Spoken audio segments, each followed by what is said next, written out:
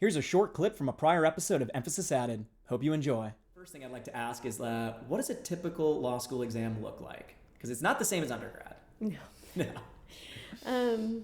I feel like, it depends obviously on the teacher, but most of them have some sort of like issue spotter, which I guess we kind of explained what that is. And then some also have multiple choice questions as well, but usually not many. And usually the multiple choice are a lot longer than, like, it's not a clear answer either. Yeah. It's like you have to kind of do some analysis before you get to the Absolutely. conclusion. Yep. Katie, what is an issue spotter? Issue spotter If you will. is a mess, to be honest with you. It's meant to be a mess. Exactly. Yeah. And I picture law professors getting the biggest kick out of writing these exams. Some of them definitely Well, do. and a lot of them will have themes. It'll be talking about famous people or, drop in names of colleagues or, just current events. But basically a long fact pattern of a big scenario, depending on the class, in which you're supposed to read this and look through and find the legal issues. So you're literally spotting the legal issues.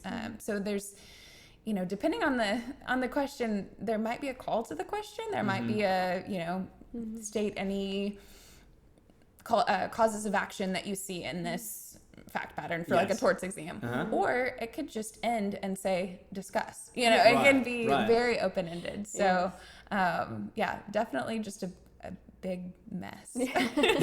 And moving on to how you answer that mess, because there's a certain way that most professors are going to want you to answer that mess too. So like both of you said, it's this crazy mess of stuff that's basically there to test everything you learned that semester, and part of that test is spotting the issues. And so normally what you're going to do is to answer exams is something called IRAC, IRAC, issue, rule, or like a court reasoning, rule, analysis, and conclusion. And so most professors are going to want that. Some will say they don't care, but inevitably, you need to spot all those things. And so even if they don't care, you still need to state the issue that you're addressing. So say it's a tort thing, and again, going back, there's something, a battery, or it's like crim and it's a murder. You're going to want to, that might be your issue. Was when X, made contact with Y, battery. And then, from there, you're going to state the rule for battery, which is the rule, or the law portion of that. And that's for a lot of people, they state that and they're good to go. But really, the points are in the analysis. And so you got to go to the A of that. And that's where you're taking that rule and you're applying it to the fact pattern. And so, in that fact pattern, you're going to have they didn't actually really contact them. They pulled a chair out from under them and then they fell. And so, and they can get really convoluted. And so there might be things in that issue spotter that you didn't you maybe initially wouldn't look at and think to, but that's where that analysis is going to come out, and it's going to really get you to apply things the way that your professor wants you to show command of the material. And then the last thing's the conclusion, and from everything I've heard, they're meant to be very gray, these issue spotters, and so normally they don't care. Some professors are don't even state a conclusion. I don't care. And then we had a professor like that. It was kind of weird. Yeah. And I think more often than not, you just got to make one side and maybe and this is why. And I think another important thing about this, issue spotters, is that they are point based. So it's not it's not there's a right answer. It's just basically how many different points you can get. And some professors give you points if you mention case names, and some don't. So you kind of need to really ask your professor and make sure you understand what kind of points they're looking for. Yes. That way you can maximize your points. For sure. I would say if your professor doesn't say it in class, you should ask your TA or ask the professor, figure out some way to know how are they grading. I think it's a fair question to ask, unless they just tell you that they're not going to let you know. Fair question to ask. And then also, once you figure those things out, you want to outline to that. And so I'd like to move on to outlining. We've kind of alluded to it a lot throughout this episode. Yeah. What is an outline? I would say it's just a summary of your in-class notes, out-of-class notes, book notes. You just everything that you're learning. It's kind of a condensed summary. I don't know. Absolutely. I think, a combination of everything that you've gathered over the semester that you think is relevant in a format that will be digestible to you and maybe accessible, because oftentimes you can use them on exams if they're open book or open outline exams. So which that's a whole nother ball game. Well, I was going to ask, how does that differ? Like, how do you think that differs? So if you have an open book exam versus a closed book exam, how is your outline going to differ in length and just overall material? I mean, what does that look like for you? I think my outline would probably be the same regardless. But if it was an open book exam, I would probably have a shorter outline, or like kind of a cheat sheet, attack outline, some people call them, that you could use quickly, that, you know, if you just needed a little refresher on a topic, you could turn to it quickly. But also have a larger outline that if you needed all of your notes or information on, you could refer to that. Yeah, I would agree. Yeah, I think I know. I'm pretty sure you do this. I mean, I think most people do this, and this is a really good thing to note, what you're mentioning, like an attack outline versus an outline versus your notes. And like the classes I've done the best in, it's like notes, 80 pages, and then like outline, like somewhere between 20 and 40, and then attack outline, like almost always less than 10.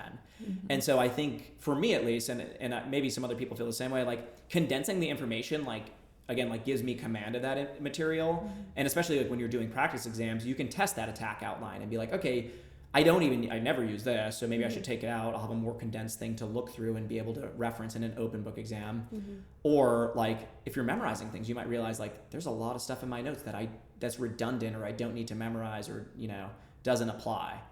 So also for attack outlines, I think like putting it in the format that you would want to answer an essay or like a issue spotter in. So like, you know, in class you might go over topics in a different order than you would answer it on the exam. Like, for example, civil procedure, you know, like you would start probably with some kind of standing, like depending on the teacher. And so like you might necessarily not learn standing first, but on your attack outline, you probably want to put it first if that's how you would answer the question. Yeah, that's a great point. Absolutely great point.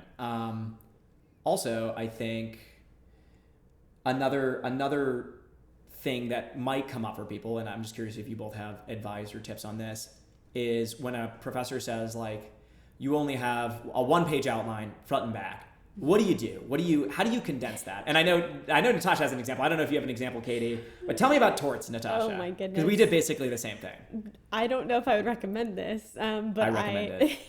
I basically just put all of my outline as much as I could on a sheet of paper, tiniest font possible. Could barely read it, like had a headache afterwards. But I mean, I did, and I guess I did like kind of highlight sections. Like I used a lot of color coding so I could find things quickly, and I like practiced with it. But I put as much information as I could. I think that's humanly possible on a sheet of paper. And I did maybe a little bit less, but like, I mean, I don't know what my overall was, but I remember like when I had condensed everything that I thought like I probably won't readily remember this without an outline, like the rule statements and everything as well off as I could get. It was 8 pages. And then I took that and I made it into 3 columns. So we could use a front and back sheet, and that was it. That was the only rules, right? Professor said nothing else. So I was a little concerned at first. Yeah. But I took that, and it was like 3 columns, and then all of it was like size 6 font, which I'm pretty sure Tasha also did. And then with size 3 point as the spaces between like paragraph breaks, and then like bolding things to help differentiate, like, because there's just so much text, but you need to like make it digestible and things, you know, in some way or another. And so like line breaks and just like things that would take up the minimum amount of space, and you'll be surprised. I mean, really, like you could probably fit 8 pages of Times New Roman onto a single face, moving the margins all the way out. And what did I do? You know, like being concerned, I went to the professor's office hours. I was actually one of the only times I went to a professor's office hour that semester, because I used TAs a lot more. And I just like pulled it up just to like be like, yeah, I had a question here. And essentially the professor was like, is that your outline? And I was just like, all right, here's it. She's either gonna tell me it's okay or not. And like 3 days before the exam, I'm like, yeah, is this fine? And she's like, yeah, I just don't know how you're gonna read that. And I was like, cool. Don't you let me worry about that, right? So, secret magnifying glasses in my pocket. Yeah. I definitely think you had to like practice with it before, though. I definitely would recommend practicing, because you couldn't just do that and lost. then you couldn't just show up and just try to navigate it the day of the exam. You definitely had to practice. Yeah, get that outline set and then practice. And I guess that kind of leads to another question of mine is, when would you start outlining? Unpopular opinion, but I would start outlining the first week of class. Yeah, but that's good. I mean, it's a good strategy. Well, it's not I mean, bad. kind of along with the theme that I talked about earlier is, I think putting it together after class was my biggest concern, and so I didn't feel like I could digest any more information in the next classes if I didn't have that organization from the classes that we'd already been through. So, but I know plenty of people that successfully wait until I think October was kind of like a rule of thumb, but I found that the earlier the better for me. So I also started like after a week or two, but then I ended up not knowing what I was doing, so I had to go back and redo it. So I would probably, if I got to do it over again, maybe start like 3 weeks in. Yeah. It will take you like a really long time, and so I definitely like consistently would outline like throughout like every week or every 2 weeks, like whatever your system is. Definitely do it on a consistent basis. Don't just do it like once a month or something, because you won't be able to do it. But I definitely would maybe say wait a week or two to kind of get your bearings before you start. Or you could just, like, I ended up just having to redo everything, and maybe I learned it better by having to do that. I don't know. Now, what about using outside outlines or commercial outlines? Did you use them? Do you recommend it? Obviously, we're talking about, because so disclaimer, like, some professors won't allow it. Some professors don't care. Some professors like might even encourage, like, hey, there's actually some good commercial outlines out there. But in the instance that you could use one, would you use it? Would you not? And if so, like, when? I would only use an outline if it was for that professor from someone that I trusted, or someone that knew somebody that I trusted. You know, you don't want to use an outline from someone who didn't do well in the class. Yes, and huge advice. I think I think a theme throughout too is, you know, classes are so professor dependent. So I would definitely stick to something that either your professor has recommended or is specifically for that professor's class. Yes.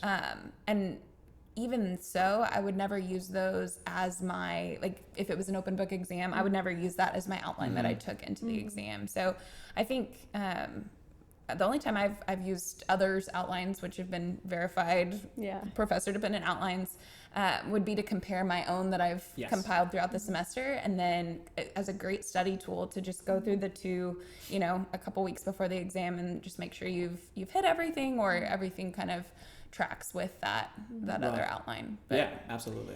Could not have said it any better myself, like literally. I will say the class that I did use an outline a little bit, like someone else's outline a little bit more for, I did the worst in. Yes. So I definitely would say, if you can help it, try your best not to rely on other outlines, even though it might be like a quick way to get the answer you're looking for. You won't fully understand it as well. Yeah. But definitely echo everything she said too. Sometimes it's really a great resource. Yeah, I mean, I think it can certainly be a crutch, and that's why I asked the when is like, I would wait, right? Like at least go through a little bit of the class and kind of see, you know, get your own like thoughts and things, especially like later in school. I mean, it can't help when you're outlining to see an outline and just see like, how do people organize? And you could probably just look at any outline just to see like, how do people, I mean, again, like somebody who did well is what you're trying to look at, but like, how do people organize their thoughts? But yeah, other than that, like if you can get one, that professor, highest grade or something like that, or an A. If there's anything less than that, I wouldn't recommend using it, right, at all. And honestly, like I have like almost always completely built my own outlines, because it's just like, you learn so much in that process. You digest the material, you know, and even if it's an open book exam, you know where to look.